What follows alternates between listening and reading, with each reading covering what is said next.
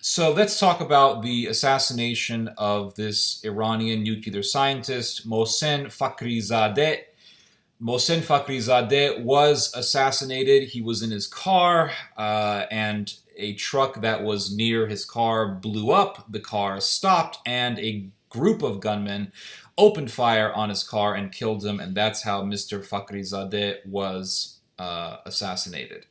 Now, the assassination was either done by Israel or the United States. Regardless of that, if it was done by Israel, well, it was done with America's consent.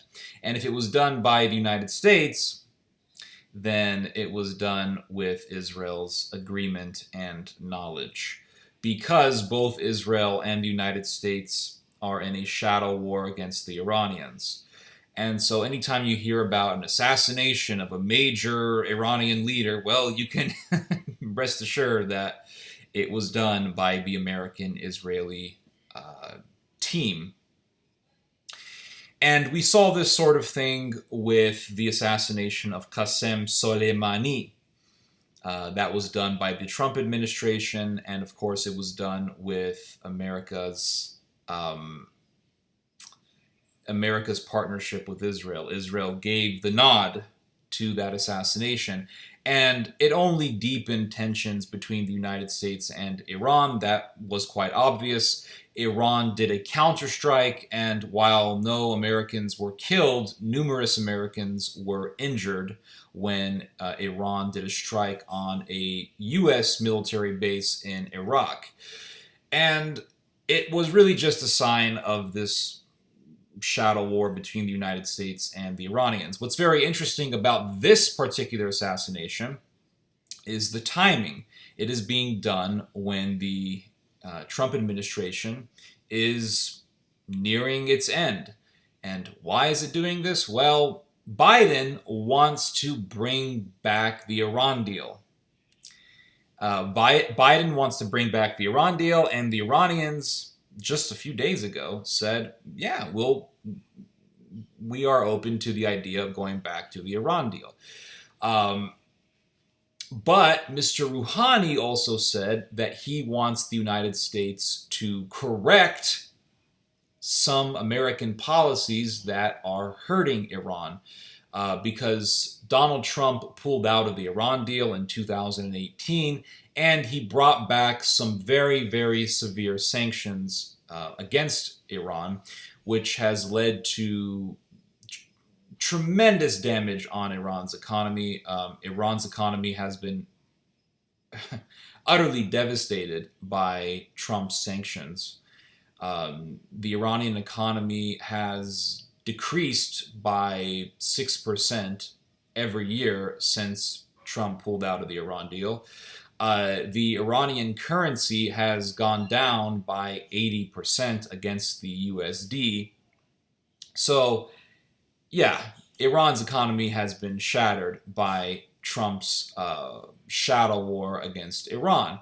And the whole purpose of crippling Iran's economy is to hopefully start a revolution in which the Iranian people, assemble, gather together, and get so pissed off because of the bad economy and the terrible unemployment that they will overthrow the Iranian government and establish a new government. Of course, it would be dictated by the United States because the Americans, they want the MEK to run Iran. They want the People's Mujahideen of Iran to run the country. And yes, that's the name of the proxy group that the Americans have been backing for years. The MEK, the Mujahideen el-Khalq, the People's Mujahideen of Iran. In fact, Giuliani speaks for them, and a number of other American officials speak for the MEK, speak very, very favorably towards the MEK. Mr. Giuliani speaks for them. We also know that Mr. John Bolton speaks for them. And we also know that Mr. What's his name? Who's that guy? The Catholic guy who's with Trump. His wife is in Rome. What's his name? Uh, Gingrich, that's his name, yes. We know that Mr. Gingrich also speaks in favor for the MEK.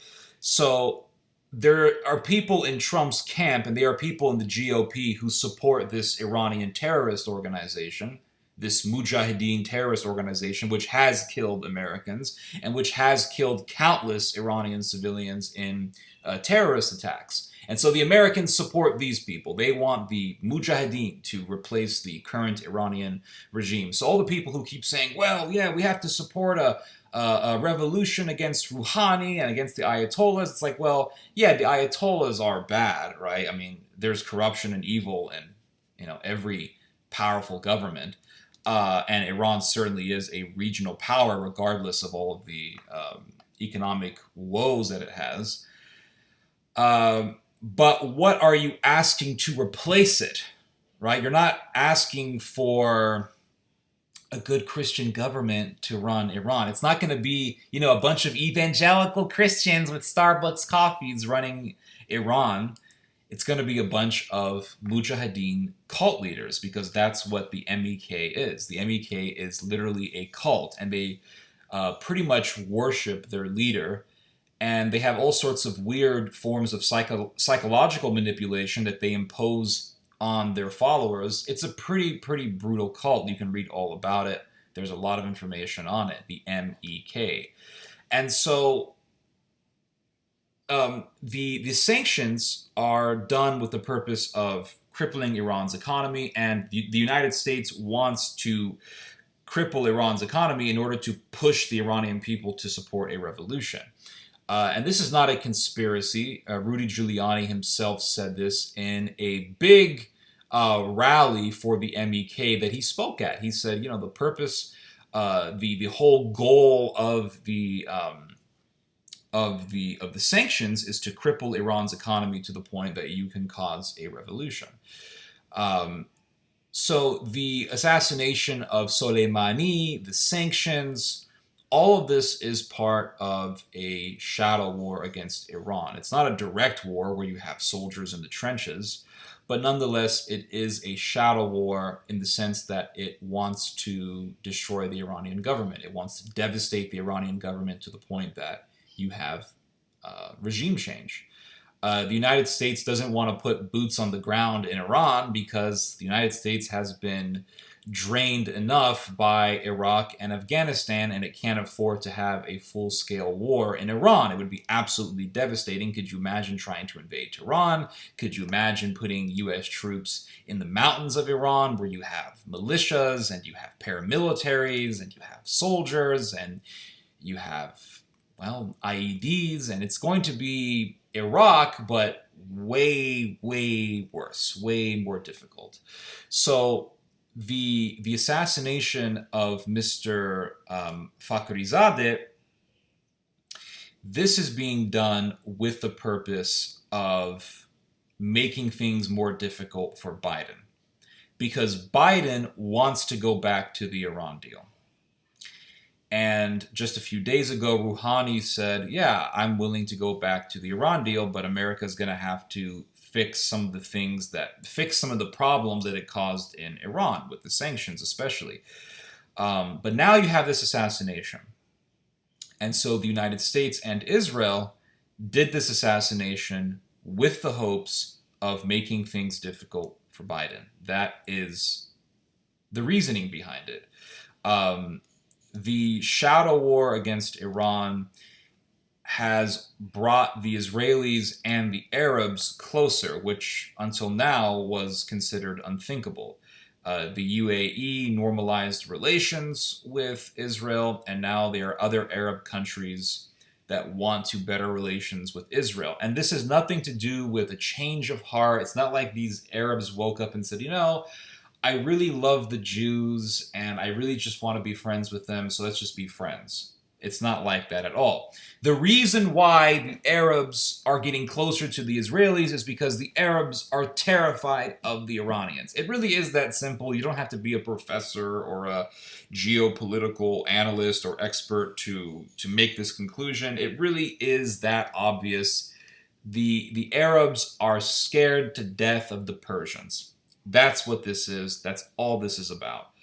And so they're bettering relations with the Israelis. And of course, the Israelis are in a shadow war against the Iranians, and so they want to get all the allies they can get. So, of course, they're going to welcome help from the Arabs. The Saudis have been for years now in a proxy war with Iran in Yemen. You have the Iranians supporting the Shiite Houthis, and then you have the Saudis supporting the official government in Yemen, and also, of course, you have the Saudi military being present in Yemen, supporting Saudi Arabia's proxies against the Houthis. And then you also have the fact that Iran has been spreading its proxies, its support for certain factions that it backs in Iraq and also in Syria. That is why you have Turkey in northeastern Syria. It's because the Turks are there to go against Bashar al-Assad. Erdogan said it from the beginning. He wants to remove the Assad government. He wants to remove that regime. And so the Iranians are supporting Bashar al-Assad because the Iranians are a satellite country of Russia. And so, of course, Bashar al-Assad being an ally of Russia is going to get support from Iran. And then you also have Iran's support for Hezbollah. And the Israelis hate Hezbollah. So there's that. The Iran deal, which was one of the biggest things of Obama's legacy, the Iran deal, it curtailed Iran's nuclear activity. That is a fact, right? The International Atomic Energy Association said very clearly that Iran is following protocol in regards to its nuclear production, right? But when Trump pulled out of the Iran deal, Iran began to break the rules, and it's still breaking the rules. And now they have enough purified uranium to make 2 nuclear bombs. So Iran is continuing to break the rules because it sees no obligation to follow the rules because the United States pulled out in 2018. So the Iran deal did that, and that's why I was against the idea of pulling out of the Iran deal. What the Iran deal didn't do was curtail Iranian proxy activity. It did not stop or curtail or impede Iran's support for its proxies in Iraq, in Syria, and in Lebanon, and in Yemen. And that was what was lacking about the Iran deal. And this was one of the criticisms of the Iran deal coming from Israel. So when the Iran deal was being observed, Iran at the same time was supporting its proxies in Iraq and in Syria and in Yemen. And so Iran has been really spreading its presence in the Middle East. It is a regional power, and it has a lot of means to impose its leverage and to expand its geopolitical influence. So there's that situation.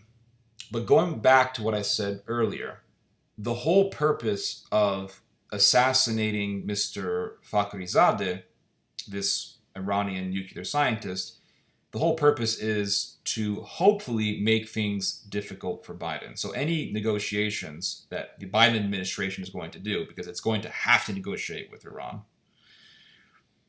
are hopefully going to be impeded by this assassination. That is what's in the reasoning of the United States and Israel behind assassinating this scientist.